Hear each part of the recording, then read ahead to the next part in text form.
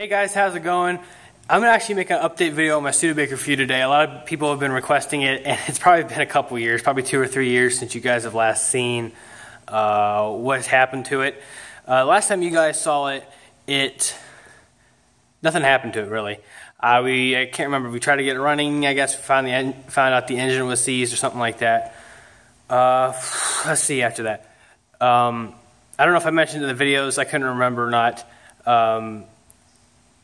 Probably September 17th. I don't know, it was a couple of days after my birthday, the year I graduated high school. My grandfather, who the truck belonged to, he passed away. So the truck was officially put in my name, and probably 4 months after he passed away, my friends came and picked up the truck, and the truck was there for 2 years. They completely redid the body. There's not a flat surface on it. Every part of that truck's smooth. It's been painted. Basically, right now it's a rolling shell.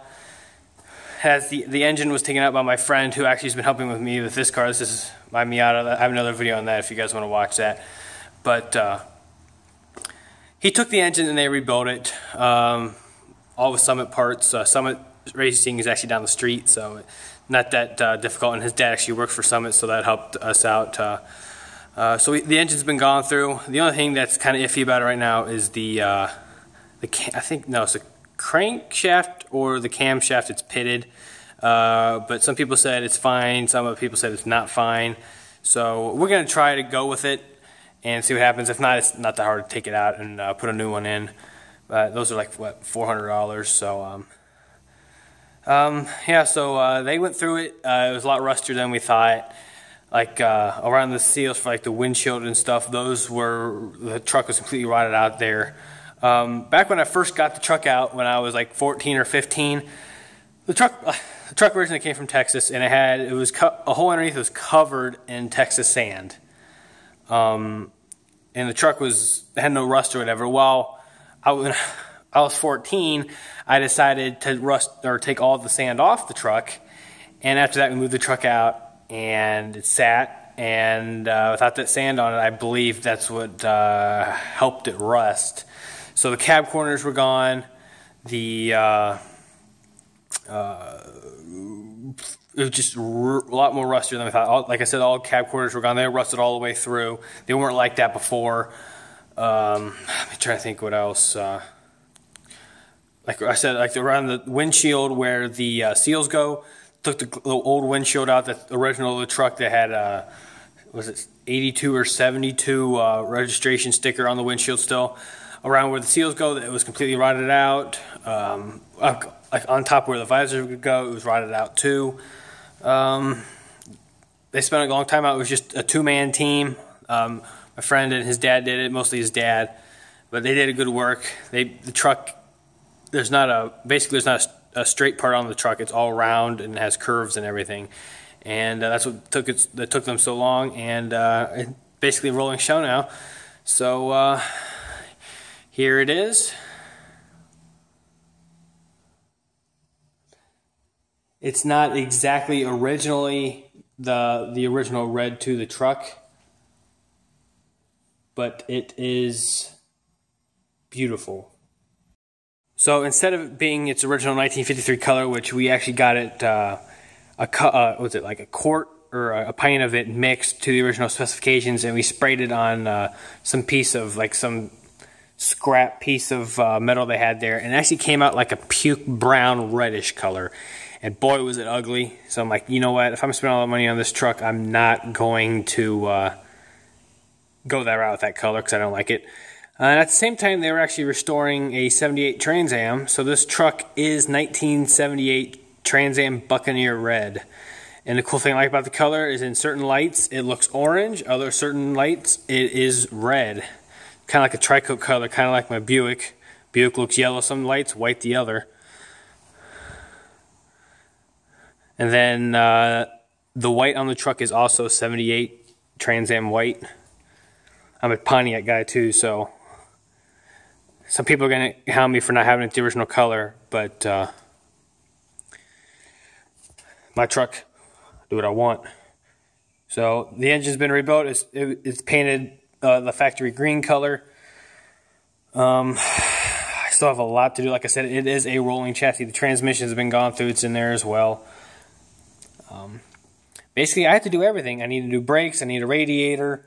The radiator I have for this thing was absolutely destroyed. The whole thing was full of mice nests and cat food because they took the cat food and threw it in the radiator to make their nest and everything. So that is trashed. I got to find a radiator. I found one on eBay. I might go for it. It's an all aluminum radiator. Not sure if it'll fix. I think it's a 2-core, and you know there's not that much room in between there, between the fan and that. Again, I can't remember how close it's supposed to be. I'm sorry if it's so dark I'm recording with my phone, but yeah, radiator. I need to do all the wiring. I need to get a new battery support. I had a battery for it. That battery's junk. Gotta get a new one. Gotta get all new hoses. Go through all the brakes. The original gas tank on this thing, we thought it was in great shape. Dropped it out of the truck. And I think that was actually before my friends took it. And the whole top of it, this whole bit was rotted away. It was rotting into that. And whoever, I don't know, probably 30 years ago, they stored it with gas in the truck. Well, that gas was no longer liquid. I'll give you that. It was more like a gel. So I picked that up from a guy on Craigslist. He came out of a truck that he was turning into a rat rod. So all I got to do is clean that up. I'm going to have to buy a new sensor and then stick that in the truck. It has new brake lines and new gas lines. I need a new master cylinder for the brakes and for the clutch, if I'm not mistaken. All new wiring. I need to go through the gauges. Here's like all the fill neck and everything, which I don't understand because I just bought. I have the truck out right now because I bought seals, but this seal is too small, so I don't know how that works. But I also bought door seals and stuff, but since this is the first old truck I've been, or you know, first time doing a restoration, I don't know if they're supposed to stick on there or supposed to buy 3M tape because it's just literally rubber. Like I bought the hood to cow seal. It's just rubber and it doesn't stick, so I got to figure out how to do that. So that we have like these little foam stoppers in here, but I'm going to go ahead and order the stoppers for the hood. Now that I see how those go on, I'm going to order all those because they're actually just, you push them in there, this rubber stoppers. They'll go in there. They have the front bumper. They've had it for quite a while now, but told them to get to it. But there's another reason why it's taking them so long to get the front bumper done. But the front bumper had some primer showing through it, so they took it back. But they did the original red with the white stripe on the front bumper, which I can show you in the back bumper. These are just like some Cooper tires we put on it to roll it, but I will be getting white walls down the street. He buffed out my door handles, and they look like brand new. I'll go inside here real quick. You know, let me go grab a light real quick. Turn the light on the phone. But all the panels are white, same white as the outside. I still got to clean the steering wheel up and the column. They wanted me to take it out and paint it, but I think I'm just going to clean it up. See if I can clean it up. I'm not too familiar on how to take the column out of the truck. I got to take the handle out and either paint that or get it chromed or paint it white. I'm going to get a reman one of these, the horn button. Now, as you can tell, this whole truck has like a glimmer type to it. It has, I can't remember the brand of it. Oh, those are the windshield glass frames, by the way. But I can't remember the brand name. But it's a type of bed lining that acts as, whatever you do, you can't scratch this. You can take a knife to it, you can chip away at it. It won't come off, it won't scratch. And it acts, basically does that, and it acts kind of like a sound deadener. And obviously I haven't had a chance to try it out yet, but that's what it's supposed to do. So we put it all throughout the inside of this truck. I really haven't cleaned it yet. Literally, I got it right before winter hit, and I pulled it in here, put these foam things down, and got a cover for it, and I haven't touched it. This is literally the first time in a while I've touched this truck. But hopefully that'll help. I'm not going to get a headliner for this thing immediately. That's not one of my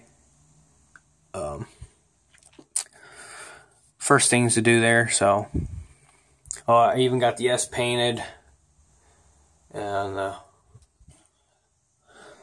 glove box. So, yep. The seats are still over there. They're still in original shape. I gotta find somebody to do them. The problem is finding somebody. I live so far away from everything. I think there's only a couple people. But also getting there is a problem because they won't fit in my Buick, so I got to figure out another way to get them there. And the frame's around here somewhere. I think it might be upstairs, but I got to get that sandblasted and painted. So let's go ahead and do this. Let's see if I can show you guys this real quick. The bed is also lined with bed liner because my friend actually has a what is that? A Schwinn bicycle from this period that's the same colors. I'm planning on buying that off of him and getting it repainted to match the truck, and I'm going to have the bike in there ratcheted up inside the truck. You can tell it gets dirty in here. So I have this cover on it. Alright, so this truck doesn't have the original back bumper on it. We're guessing when the truck was fairly new, they made a bumper out of C-channel. And it has a hitch on it so they could haul stuff. So I just wanted to keep it on it because technically it is kind of original to the truck. But this will give you an idea of what the front bumper looked like because this is also painted. If I can get it out here. There you go. That's the paint scheme that's on the front. They put my plate on the back and cleared it for me because it's an original Texas truck. There's the hitch down there, and I do plan on actually towing stuff with this. I don't know how that will go though. You know, if it's 75 horses and everything. Because the same friend that has a Schwinn also has a 53 Whirlwind mahogany little fishing boat or speed boat or something. And the trailer and the boat are kind of the same color scheme as this truck, so I plan on making it match this truck. Well, here you guys go. I have a lot to do. My goal is to get this thing running and on the road by the end of this summer. And summer's right around the corner. It's spring right now, so there you guys have it. There's an update on the truck. My goal is to at least have this thing running and driving before the end of this summer. And summer's quickly approaching. It's spring right now in Ohio, so we'll see what happens. I do have some stuff I gotta get done in front of it. Like I said, the Miata I have to finish. That thing I need to get ready for track days, so we'll see what happens. But if you like this video, please thumbs up and subscribe if you want to watch the progression on this truck. If you guys have any questions, you can leave down in the comments below. Or any words of wisdom for me, since, you know, this is my first restoration. I kind of want to do things to the book, everything correct for this thing, because it's not a hot rod. It's going 100% factory, like I'm driving back in 1953. So thank you guys very much for watching. I'll see you in the next video.